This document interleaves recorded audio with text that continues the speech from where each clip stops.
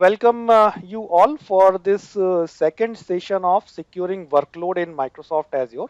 The first session of this presentation was done on 27th of July, and I hope that almost all the people present today have already joined it. So before starting the today's remaining part, let's have a recap that what we have discussed on that day. At that time we have discussed about that, okay, what is the well architected framework where security comes in, then what was the Gartner report, then of course there is a recent Gartner report is also there onto the same, then what are the various areas of your infrastructure or workload, or you can say environment, whatever terms you would like to use, where you have to put efforts to secure that thing. Then what kind of workloads we have into the clouds which need to be secured. And prima facie they are categorized into two parts only, that is IS and IS and PaaS both, because some services comes under the category of IS as well as PaaS also. Then we have discussed that what is the shared responsibility model, in what scenario the responsibility of security will be taken care by your vendor, or in what scenario it will be distributed between you and the vendor, or in some cases only you will be responsible for this. Later on we discussed what is the meaning of the defense of depth and what are the various functionalities which Microsoft Azure offers to achieve this defense of the that. We have also seen a virtual machines hands-on demo at that time, if I am correct. Then we have seen that how the traffic for your virtual machines or to the virtual networks can be secured by using NSGs. Then we have seen that how a virtual networks can be secured by various things. Later on, we discussed about DDoS attack at that time, how DDoS attacks can happen, types of DDoS attacks, and what services Microsoft Azure offers to protect your environment, especially the networks, for DDoS attack, because DDoS attacks always happens on networks. You can say that, okay, our server is getting very high traffic, we are on DDoS attack, but that attack is not happening on your machine. Attack is happening on a endpoint of your network. So ultimately, it happens onto the networks, not onto the individual resources. So Azure offers protection in terms of basics as well as the standard. So you can use it, but use it very cautiously, because basic is free, but standard will cost you more than 2 lakhs rupees per month in INR. Then how you can identify a DOS attack. So there are various metrics available which will help you to identify the DOS attacks, as well as Microsoft Azure already have a machine learning based solution at the back end, which analyze each and every request and determines whether it's related to DDoS attack or the high traffic is a genuine traffic. Then we have seen at that time various reference architecture of the DDoS, and the last when we concluded this session, we were about to discussing onto the Azure Bastion, and someone was asking certain questions onto the Bastion, right? So Bastion, I'm not sure whether it was completed at that day or not, but let me explain it. So whenever you have a virtual machine, right, and you would like to do a RDP or SSH kind of operation onto your virtual machine, you have to open a public IP into your network, right, into your virtual machines. Whenever you are using a public IP onto your virtual machines, it means you are prone for various types of attacks. The main attacks is like the network sniffing, and the port sniffing. Once someone is getting the port sniffing, that yes, he can easily target your public IP address for any type of attack.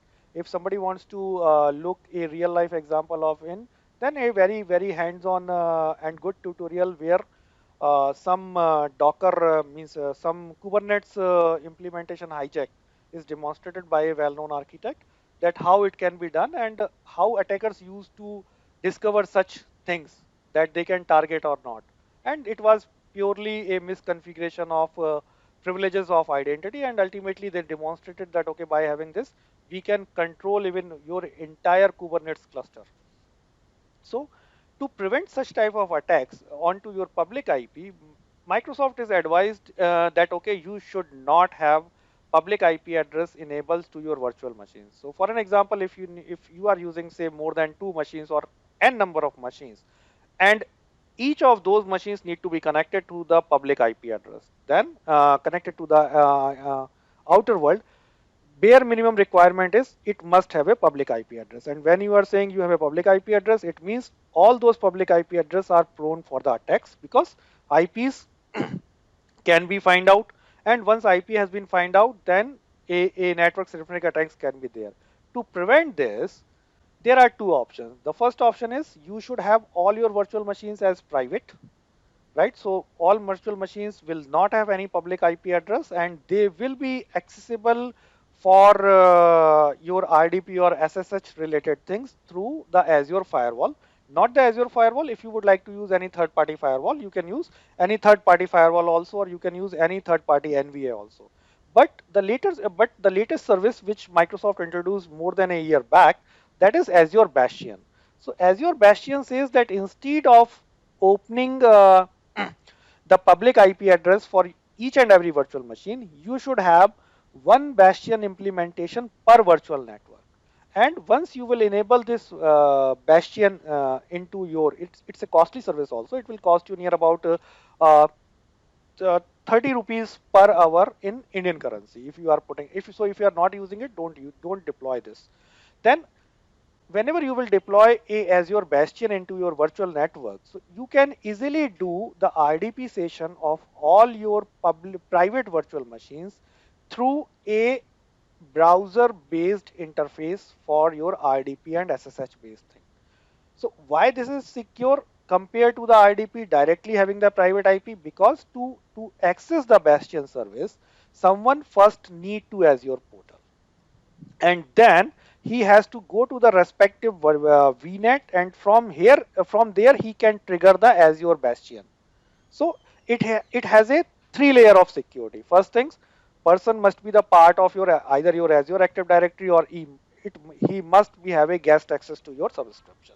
Then you can enable the RBAC access control for those people who can have the access to your virtual resource groups where your virtual machines or virtual networks has been implemented. And later on, they have to enable the Azure Bastion.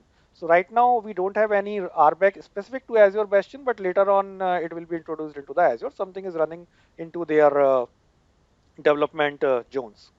So once you will use it, so it's you can say simple thing. Either you are using a door of your house to a public road, or you are saying there is an internal tunnel to reach your house from a nearby police station. So someone has to go to the police station, then follow the tunnel, and then he will allowed to enter into your home. So it's simple.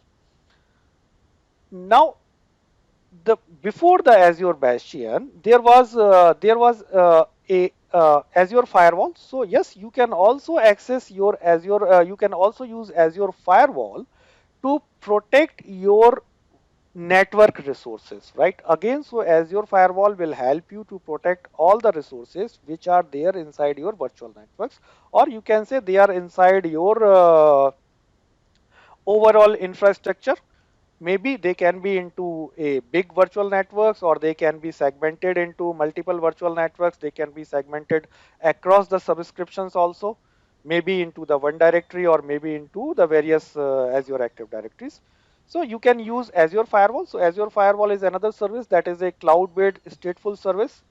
You can control inbound and outbound traffic both. You can control three different types of rules there. So the rules will be the net based rules. You can configure the DNet and SNet rules. You can configure application rule, as well as you can configure the network rules.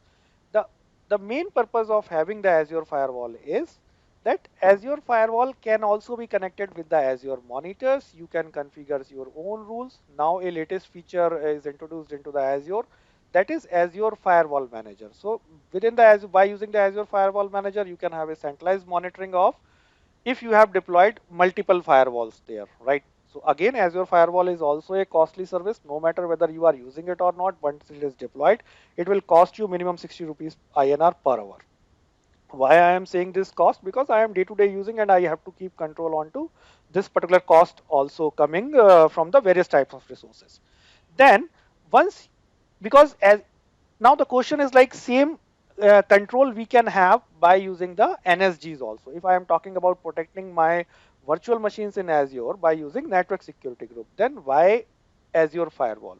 So the reason behind is that Azure Firewall supports the network address translation. You can define that the traffic will land it to a IP address and a port to your firewall, and it will down the line divert it to some other IP address or port to your designated virtual machine.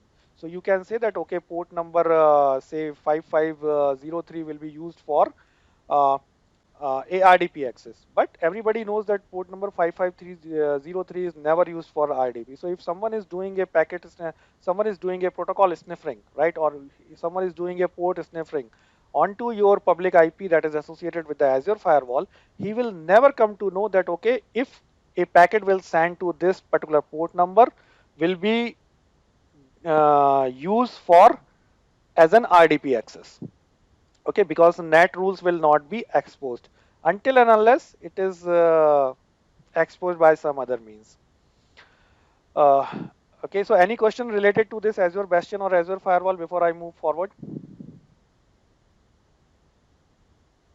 Abhishek, one question here. Mhm. How will firewall will detect whether it's a snooping offer?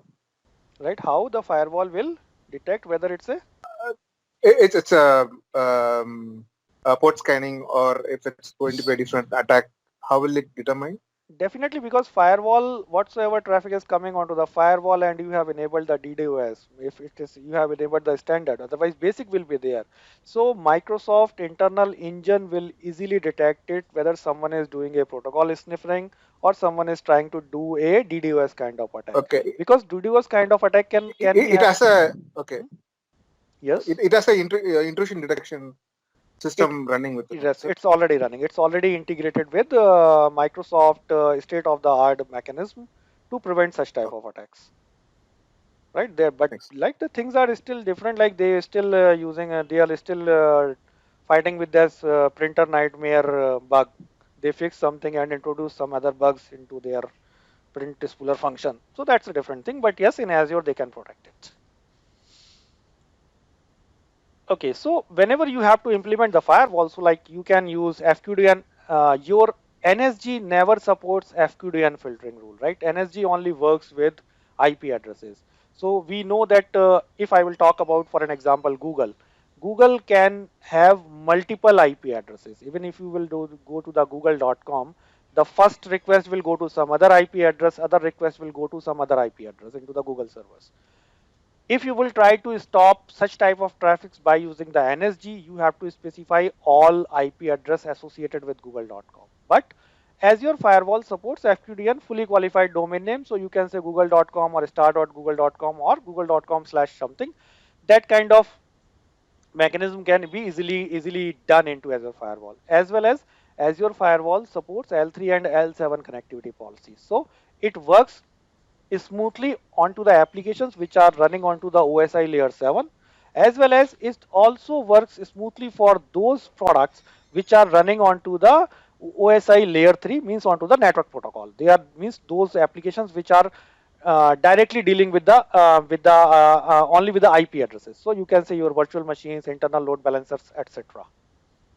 Now if there are multiple virtual networks into your environment, then how you will make sure that whatsoever traffic is coming in or going out, that should happen through your firewall? Then you have to use hub and spoke architecture, and there are various other architectures available. So you can say if you have multiple offices, then there are two firewalls, then two firewalls will pass on the traffic to a third firewall, and then you have, or you can say if you have a hybrid cloud environment, like public cloud is interacting with your on-premise cloud, and your firewall is running onto your main firewall is also running onto the on-premise, and you would like to direct your all the traffic to the on-premise also, that yes, you can also do a force tunneling by using Azure Firewall.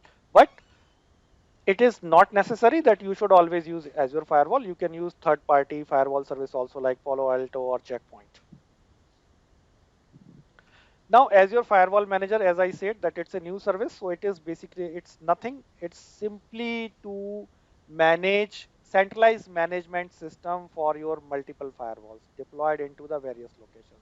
So you can say one Azure firewall deployed into a secured vHub, that is some other office connected to Azure WAN. you have our local office, there you have another firewall, but you would like to have same type of policies there. So you can use Azure Firewall Manager, and Azure Firewall Manager will also help you to smoothly integrate with the third-party NVA products. So it's a new service, and it's not in preview nowadays, but you can use it. And side by side, Microsoft is also encouraging people to use your firewalls rules by using a JSON based language, JSON, especially into the JSON. They are moving out that specifying something into the page where you can say, okay, this is my IP address, destination ports, and etc. They called it as a classic way to create the rules there, and the latest preferable way is by using the scripting, JSON scripting. So what is the difference between NSG and Azure Firewall? So you can see that NSG doesn't support FQDN, and your firewall supports FQDN also. NSG doesn't support SNET and DNET support, as well as threat intelligent based filtering. That is not supported by NSG. That is only supported by the Azure Firewall. But yes, in combination, both can be used. You can use Azure Firewall as well as you can use NSG's also. You have to make sure that whatsoever traffic either allowed or denied, that should be open in both the interfaces. So firewall can be implemented by using spoke and hub architecture. Okay, so you can develop a hub VNet where you can deploy the firewall. Then you can have the peering between all other virtual networks to that firewall VNet, so that they can have smooth traffic in and out, and all the traffics will go with the firewall. So incoming traffic will traverse to uh, spoke VNets by using VNet peering, but outer traffic should come through the custom routes. So you have to define the UDR routes there. So VPN force turning is also, but we use, but it depends. Like if you are using this on-premise and cloud integration, only then VPN force turning need to be configured. So later on, okay, UDR is okay, that's fine. Now, what is the jump box approach? So jump box is you can say it's a classical approach, but still it is used. Jump box is something you can say that whatsoever incoming traffic is coming to your environment, that will first land it to the jump box. But the problem with the jump box and problem with the virtual machine is the same. If your public IP address of the jump box will known to the attacker, then they can do a RDP, SSH, port sniffing, port flooding, or DDoS kind of attack onto that. So again, best option is use Azure Bastion wherever you can use. Now the question is, okay, Azure Bastion can interact it only with the virtual networks where it is deployed. So if you have n number of virtual networks, do I need to implement n number of Azure Bastion? No, you can use a single Azure Bastion implementation by using the VNet peering. Okay, so the other thing is service endpoint, right? So service endpoint is something which nowadays everyone is preferred to follow, right? This is a mechanism which completely block access to your resources from the outside world, or you can say the internet. So for an example, if I will create a storage account into my Azure subscription, then Azure storage account will give me a blob endpoint, or I will say the storage endpoint. And that storage endpoint will be something like HTTPS, your storage account name. And if I am going to use blob, then blob.co.windows.net, then there will be the container name, and rest of will be the blob name. Now this is a FQDN. You are using in layman words, you can say that you are using a subnetting, right, onto blob.co.windows.net. Now if I am having this, if I am having this, then I am allowing someone that, okay, from the outside world they can also access, right? And if I would like to restrict this, I have to stop that endpoint. But if I will stop that internet based endpoint, overall access will be stopped. So we should use service endpoint, right? Service endpoint will say is that by using the service endpoint, you will have a private IP address for your PaaS services, right? So as your storage account or your SQL server or your data lake, they all are PaaS services. And PaaS services are platform easily accessible from the public world. If you will create a service endpoint, so what will happen? Into this, you can say that suppose you have a virtual networks, and within the virtual networks, you have virtual machines. Those virtual machines need to access either your storage account or your uh, SQL server. First way, call their public endpoint and use it, which we people ideally do, right? The second option is extend your VNet, create a service endpoint. Service endpoint should be created for that specific storage account. In that case, what will happen? Your storage account will have a public IP, will have a private IP address from the same network address range of your virtual networks. In that case, what will happen? Your internet access will be blocked, and any machine, any resource running into your VNet within a subnet can smoothly access the data or that particular resource. Whatsoever traffic is going between these two, it will remain onto the Microsoft network. It will never go to the public endpoint. Anyone have any doubt or any query onto this?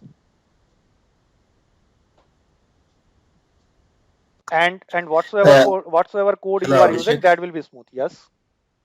I have a general question. You have given four options in this presentation so far. Mhm. One is Bastion, another is Azure Firewall as a service, another is service endpoints, another is a jump box. Right. Do you have any metrics to decide which one is right for what situation? So if you will talk, because in such scenario you not need to be have any sort of matrix, right? Reason behind is they have their clear things defined. If I am storing my crucial data into a storage account or SQL server, then in any case I have to secure it, right? And I need to follow that. I need to secure. If I know that Jumpbox had some limitations, and I have to do the RDP, then I should go with the Bastion network, right? But if I have the firewall, then it's up to me that by using the firewall, I am using just securing that single network or the entire resource group. If I need to secure that entire thing, firewall is the best option. I need to secure only one virtual networks running my virtual machines running into that VNet, because Bastion is only meant for prevent RDP attacks, right? Bastion is not meant for preventing any other kind of attack. Internally it can, but ideally it not, right?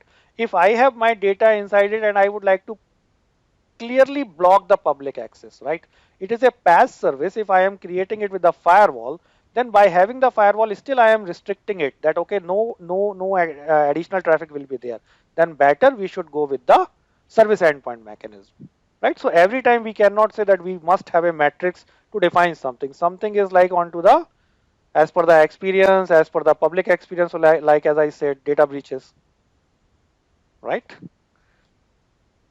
So can we imagine that okay, some company which has faced a data breach, they were not using the firewall, but still their data gets breached. So it's not like that. Whether you should, once it will be done, then you will come to know I should also follow these things. Then you can say okay, let me create and add something into the matrix. Until the time attackers will come with some other approach, because recently Okay. a new category of the malware is in the market, which is doing the ransomware attacks in a very novel way, right? And it's a completely new APT, persistent threat group, based on somewhere in Korea. So again, like it's unknown group, but recently it's come to know their novel practice. Nobody knows that how that malware or ransomware works. Researchers are still finding it. Okay, so now, so whenever you would like to enable a service endpoint, right? So it is simple. It's just take 15 to 20 minutes to enable a service endpoint for your security. And your point is valid, because when a Bastion was not there, we were using the jump box. Then people's upvoted that yes, we have the problem with the jump box. Then Microsoft come up with Azure Bastion, and later on they said okay, we will have the zero trust in combination of jump box and the Bastion. So there are certain limitations to this service endpoint. So if your services fall in any of the category, Where service endpoints is not feasible, then definitely you have to look for some other approaches. Or you have to see that, okay, how you can use the main, because it's mostly related to the replication. So how you can see that the main instance can be secured by any means, and how the other backups can be secured, because backups and other things are already secured by encryption at the data center side. Now, the other thing is, initially Microsoft introduces service endpoint. Now, later on they introduces private endpoint, right? They said, okay, service endpoint can be used only when someone is inside your own Active Directory, or someone is inside into your subscription. What about if a connectivity is required where the resources are separated into the multiple Active Directories, or you can say the two Active Directories, right?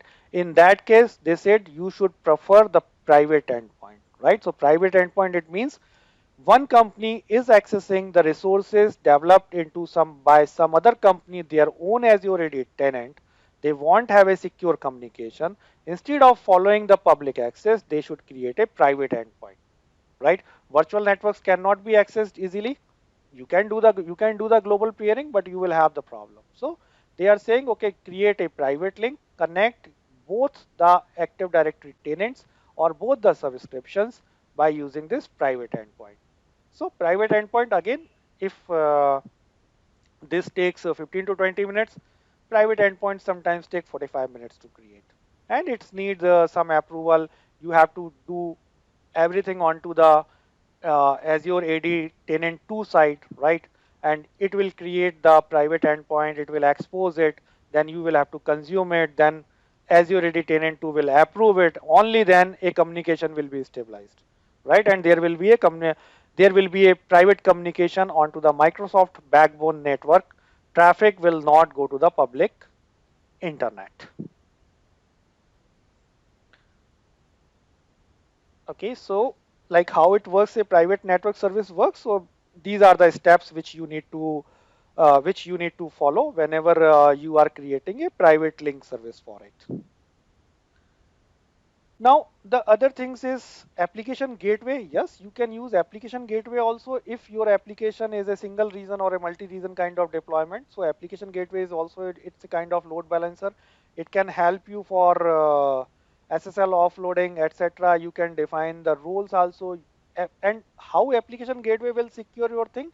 Because application gateway comes with the inbuilt web application firewall, right? So web application firewall is, you can say, limited set of firewall which supports OSI model, which supports OSAP model. Sorry, not OSI. It supports OSF model, OSAP model, as well as you can define your custom rules also. So OSAP model is there. So whatsoever vulnerabilities are defined into the OSAP, they all will be easily taken care by application gateway or web application firewall. So there are Azure application gateway and Azure front door that supports the web application firewall. So web application firewall supports by CDN also, but support with the CDN is still in preview, so not recommended to use with your production things. At a time in web application firewall, you can configure only one OSAP rule set. You cannot configure that, okay, 3.1, 3.0 or 2.29. At a time you can configure only one, and it will easily protect you against the cross-site scripting or the SQL injections. It means whatsoever is defined into the OSAP rule set, they all will be protected. Same you can do with the front door also. Front door means this is where you are using a regional distribution of your traffic, means traffic will be distributed into one region only. If your infrastructure says that traffic need to be redistributed across the multiple geos, then you have to use the Azure front door. So similar capabilities which you have with the Azure front door with the application gateway, same are available here into front door. Now the question is, we have traffic manager also. So whatsoever facilities traffic manager provides, they are also here into the Azure front door. Again, VPN authentication you always must have to use, but that is related to some core infrastructure creation. So we will not go deep into that. Otherwise, we will need the third session to finish this.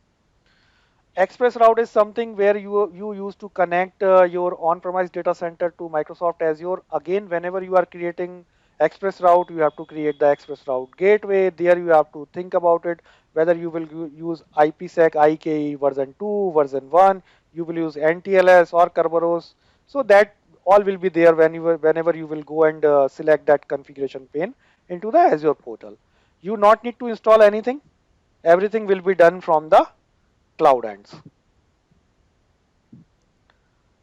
Okay, so let's have the discuss that how suppose you are creating a SQL server into your cloud, then how it can be secured. Then the very first thing is like SQL server must be integrated with your Active Directory. You should never use your default SQL server admin ID and the password, right? You should never create that server level login ID and the password, right? In an enterprise environment, always prefer to use Azure Active Directory authentication for your SQL workload, even it is in on Azure, right? Because it has its own features. Okay, it will allow you to the password rotation into a single place. Like whenever someone is changing the password in any interface, same password changes will be there into your SQL also. You not need to do or change any password, as well as you can have the tighter control on it. Whatsoever your organization policies are there for the Azure Active Directory or the Active Directory user, they will be enforced easily onto your SQL users also. So any question or any doubt like how it can be done into a Azure SQL interface? Or I need to demonstrate that how it can be done? Hey, I am actually going through this kind of challenge right now. Mhm. What if this Azure AD establishment, whatever is there, it is an on-prem and there is a challenge syncing it up with on-cloud IDs.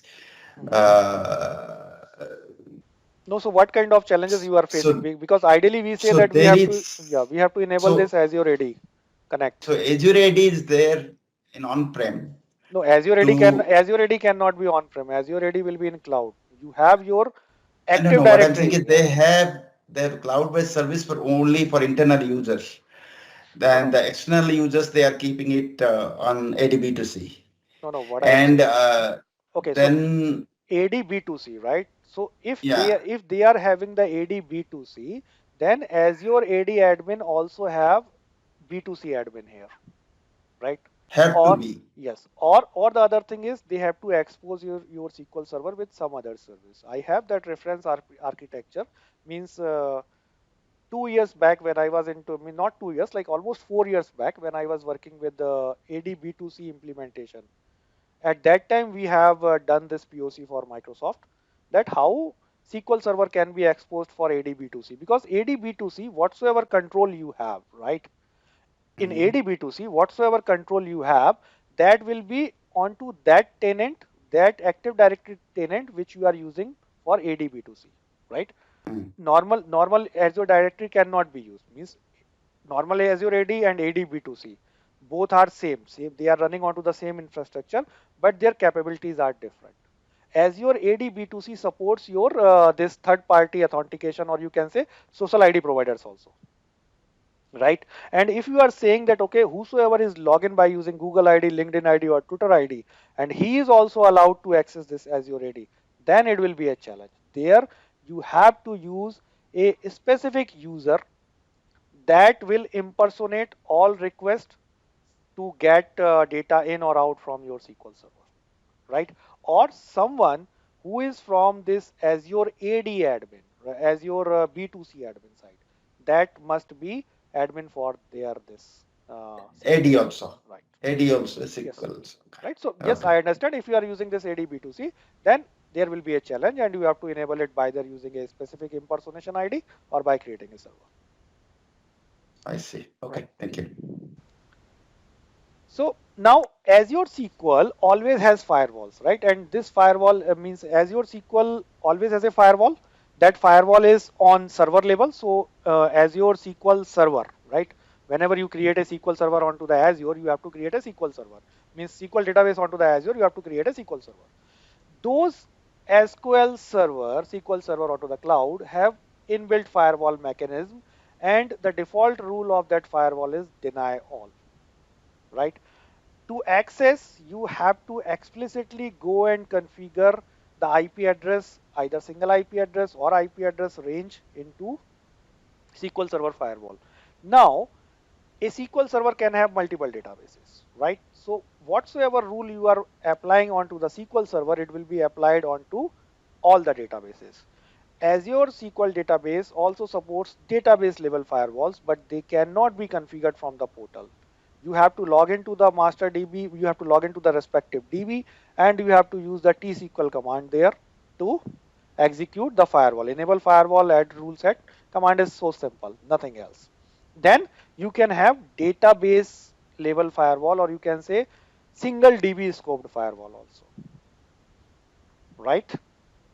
Now, the major thing is that whenever we use to create the firewall, right, onto the SQL Server firewall, you will find a option that okay, allow traffic from other Azure services also. And mostly we used to do it allow, right? So it should always be off, ideally.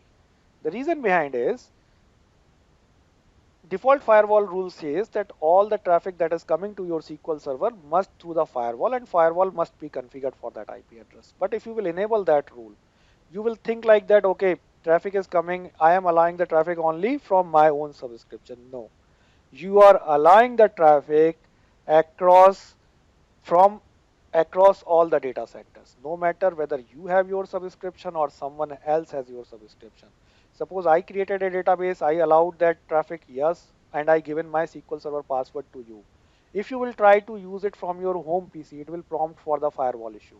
But if you will go to your subscription, you will create a virtual machine or a logic up or any other thing, and you will try to use SQL Server user ID password from there. System will not prompt for any firewall. This will be a seamless uh, uh, communication, right? No firewall, and this should be avoided to avoid any kind of data exfiltration kind of issues, so that data can be taken out from some other subscriptions and all. This happens. Initially, it was allowed, yes, but now de facto is allowed, no. Right. Now, the other thing is like to secure your databases, you must enable the database auditing. So database auditing, either you can enable, some things can be audited onto the per database label, some things can be audited onto the server label. So whatsoever auditing features are enabled onto the server labels, they will be enabled for all the databases, and you can retain the logs, and they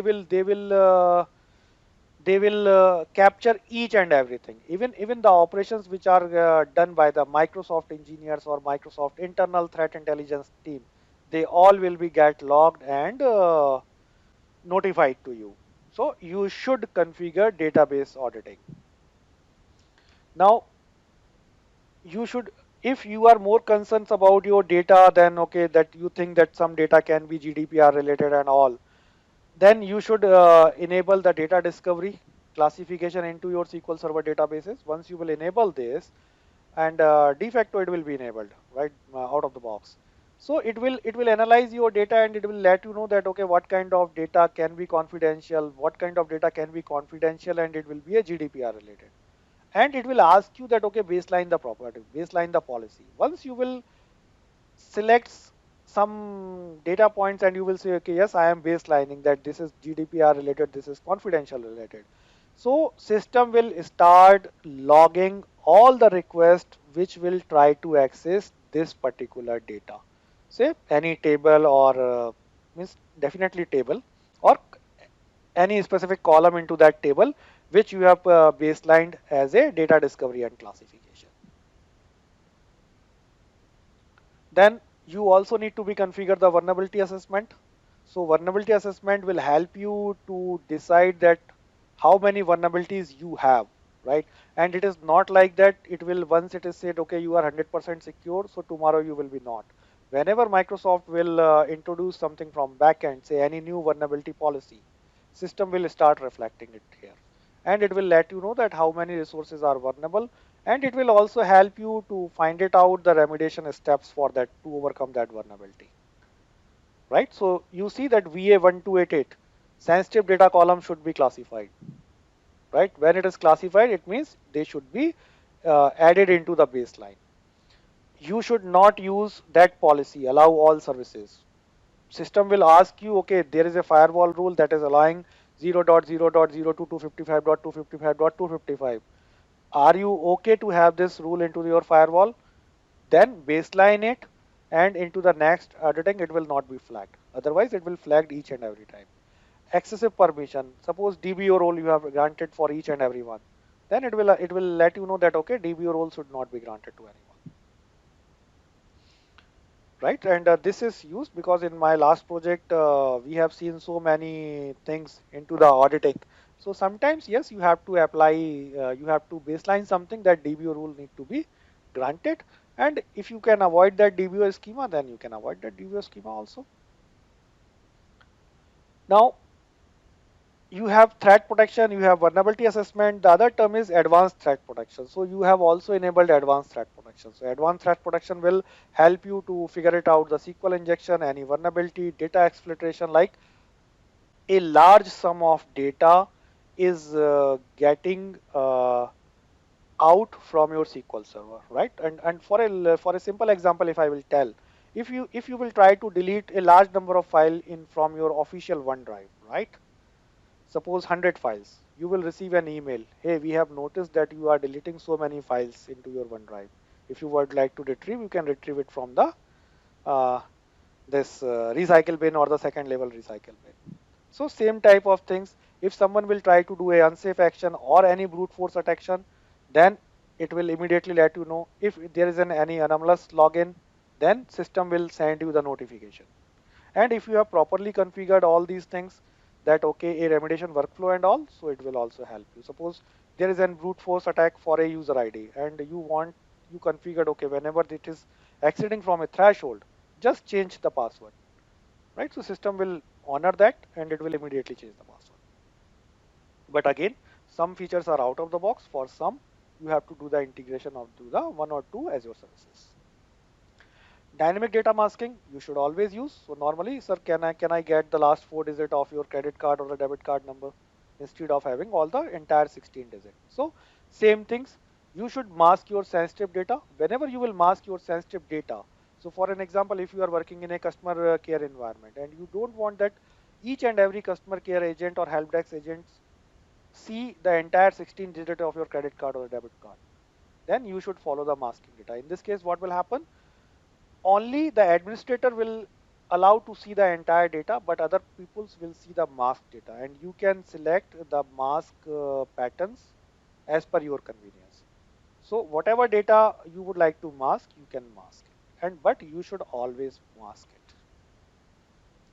Now transparent data encryption is something you should enable it. By default it is always enabled, but it gives you the option that okay, you are going to encrypt your data at rest, means when you are storing your data into the Microsoft Azure data center. So would you like to use Microsoft provided keys for this encryption, or you would like to use your own key?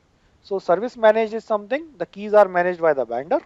Customer managed is something where you are saying that okay, use my key. So this happens generally for the banking or the financial or sometimes defense.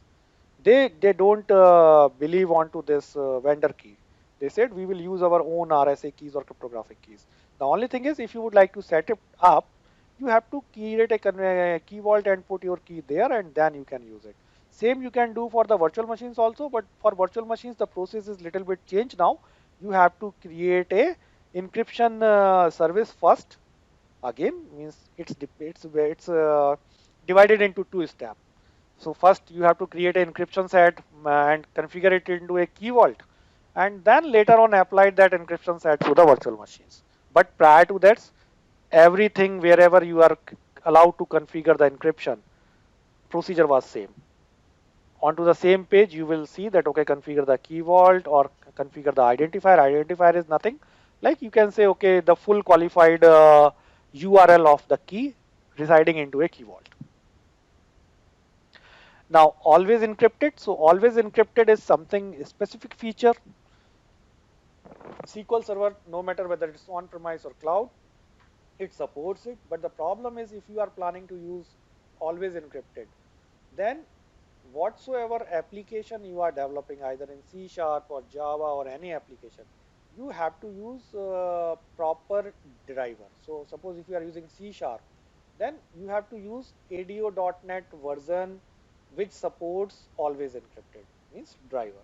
Only then you can achieve this always encrypted feature. So in this case, what will happen?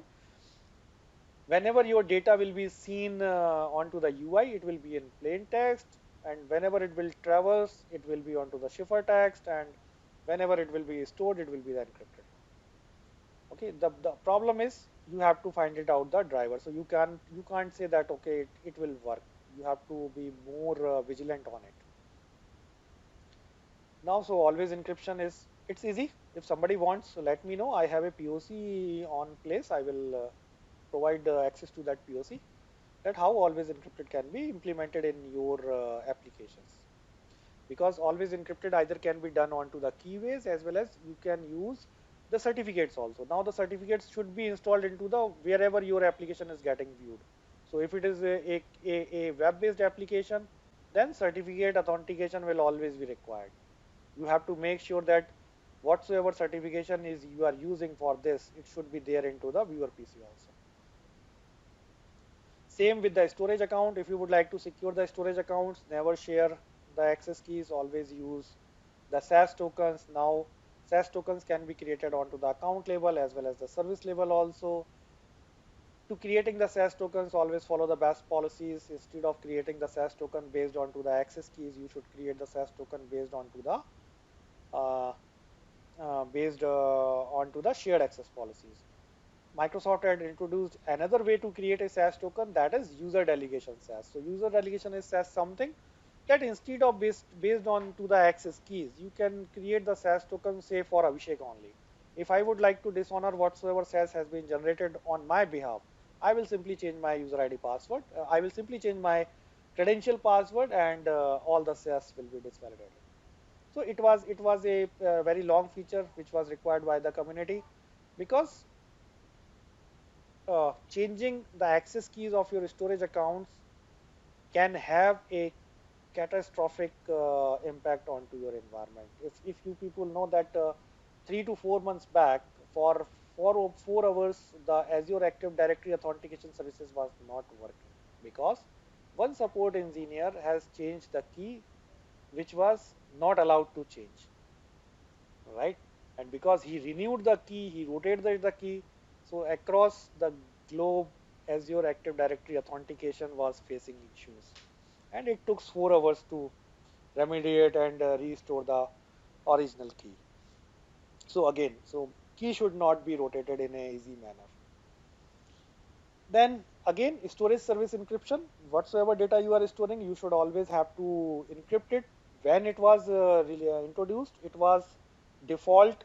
You can select whether you would like to enable the storage or not. Later on, Microsoft made it out of the box that encryption will be enabled de facto for old and the new accounts. For your secure data, to make it secure, always have the retention policies. You can base time-based retention or the legal hold. So it can avoid the accidental deletions. Means even if someone has access to your storage account, but policy is there, your data will not be delivered, not be deleted. Then you should follow Azure Defender for storage. So Azure Defender for storage is something like it will protect your storage account and the environment to upload some malicious code or malware or ransomware code onto your storage accounts, right? So it is Azure native security, rich detection suite, and you should use it, because if you will see that some of the recent ransomware attacks was deployed from a cloud-based. I will not name the vendor, but they were coming from a cloud-based storage, right? And in a recent spam, people are asking that yes, if you will allow us to enter in your company, we will give you $1,000 million, right? And they are saying, okay, go and download it here and there. So you can read this all stories onto the various security sites. So Defender should be there. So even someone is trying to upload something into the storage account, it will get caught. Otherwise, what happens? If you are uploading something into the Azure storage account, it will not be detected. But nowadays, Defender is de facto enabled, so it will detect. You will not be allowed. So it helps you to suspicious access patterns, suspicious activities, and uploading up to the malicious content. So that's it. By having this, I would like to conclude because there are a lot of other things which you can use to secure in your environment into Azure, but they are more oriented towards the security peoples, like Office 365, then Zero Trust with Office 365, Zero Trust with Azure, AD Zero Trust and Azure combination and all. But that is out of the scope of like our discussions or out of the scope the peoples like us. We are not from the security background, so it is. So anyone have any question or doubt? Uh, hey, Abhishek, I will go back to the same question again. Hmm. You have given so many options and so many beautiful presentations. Okay. Hmm. As a solution architect, I am not able to decide what are the right things for what situation. Hmm. It other than referring to experience, other than referring to Microsoft Word, Hmm. the document repository, Hmm. what can you provide that will help me make a decision? For example, as you neatly presented one case Hmm. that if you have to SQL Server on cloud, these are the options. For example, you recommend must have is Defender. I'm just telling a hypothetical case. Right. You need to have Defender. You need to have this as a part of your solution advice. Hmm. Is it possible for you to come up with something and provide instead of counting on everybody's experience? Yes, I can provide. So like for an example, if I will give you, suppose you are using a storage account, right? Yeah, The yeah. very first thing is you are giving what kind means how many people are going to use that storage account and what kind of data you are going to put it into that storage account. If you are saying okay, these are the just images, right? And you can Mm, control that okay, no one will allowed to upload say payroll related information or our RFP related information kind of thing there, then it is okay. You can make it open. But the point is open in what sense? Because Microsoft says that you can insert the data, you can give me the data, I will not charge you anything. But when you will try to get the data out, I will charge for egress, right? Now think like mm, this. You have given everyone the permission, right? I have received the permission, I have the credentials, you shared it. I have uploaded a 2 GB movie file there. It will cost me nothing. It will cost you even few cents.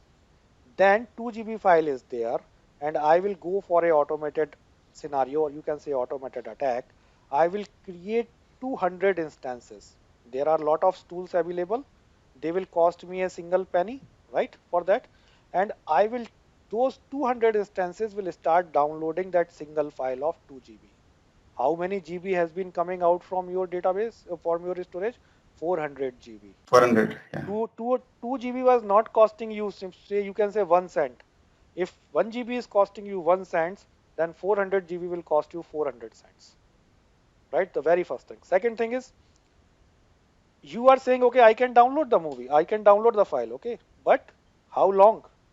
There should be a time limit, right? If I am ready to share data with you, but shall I share you the entire storage account or shall I share you the limited? If I need to share you the limited, then I have to look for the limited way.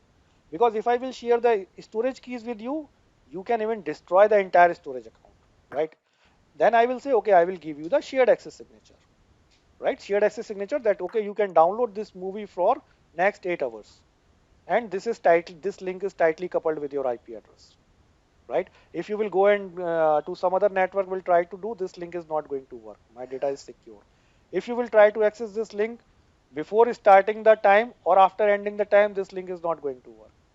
Okay, now the question is how many shared access signatures? Suppose I created 1,000 shared access signature and sometime after some time I realized okay, shared access signature has been compromised. Again, I have to change the access key to disvalidate because once the shared access signature has been created, you have no control on it. Even you can't see into the system that what is the shared access signature which is generated. You have only one option left, go and change the access keys. Yes, you can easily do it, But what about Yeah. in that case if there are n number of applications they were interacting your storage accounts by using that access key, they all will stop working. Then you have to go to the Yeah, policy. I think your point is situations are different. How can you define a standard-based Exactly, model? exactly. That's what it is. Yes, Point. that's why I'm saying like every time we cannot No, say but that there okay. is no matter what service when it comes to building a solution. For example, building a database with on Azure cloud. These are the must. These you cannot miss it. Those kind of guidelines, if it is there, that will help. I mean, I can Yeah, reach out to you privately if you have yeah, no, something. no. So But that kind, no, what I'm saying is that kind of guidelines you can easily find it out onto the Microsoft document, right? If required, I can also send that. But the problem is what kind of means situation specific scenarios, right? That in this situation I will yeah, use that this one. nobody can imagine, but I am sure there has to be a based upon the best practices, there has to be a guideline or something that is you must consider this for these scenarios. It should be there somewhere, or you might have it collected through your Yeah, experience. That's what I'm that's asking. why I'm saying Yeah, like all these which you can say the de facto guidelines, right? They all are there yeah, on yeah.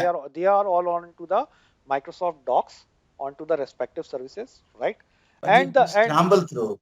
You have to uh, scramble through so many documents no, to no, there get. is only That's what I. there is only one link. There is only one link, best practices of the Azure services, and you will see all the services there.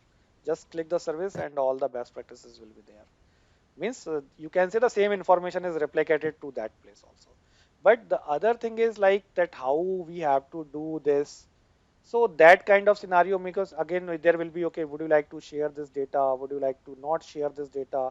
If again like suppose you are saying okay, some data will be shared, some data will not be shared, then definitely you will not go and keep the every data into the same storage account. You will create two separate storage account, right? Means Yeah. storage segmentation need to be there, See, most of the right? time, cost is a driver, and giving cost is is a factor. What must be, what should not be. That is something that is So always actually this is exactly, struggle. exactly. Base. So Yeah, again depends. Like if you can bear with the compromise of your data, then it's okay. yeah, Open it for public. If not, and you are thinking that you have to pay a lot of amount to the ransomware gangs, then think about don't think about the cost.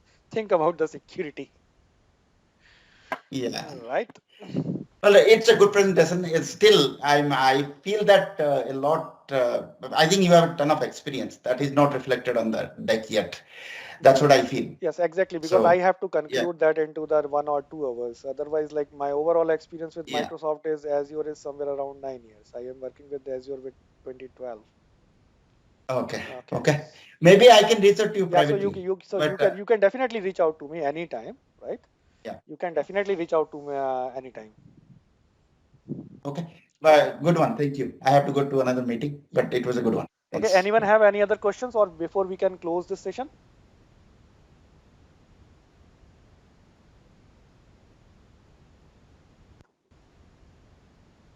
Okay. So Okay. if no other If question, there are no then other yes, we things, can close. thanks, Abhishek. Can Okay. close the Yeah. call. Yeah. Thanks everyone.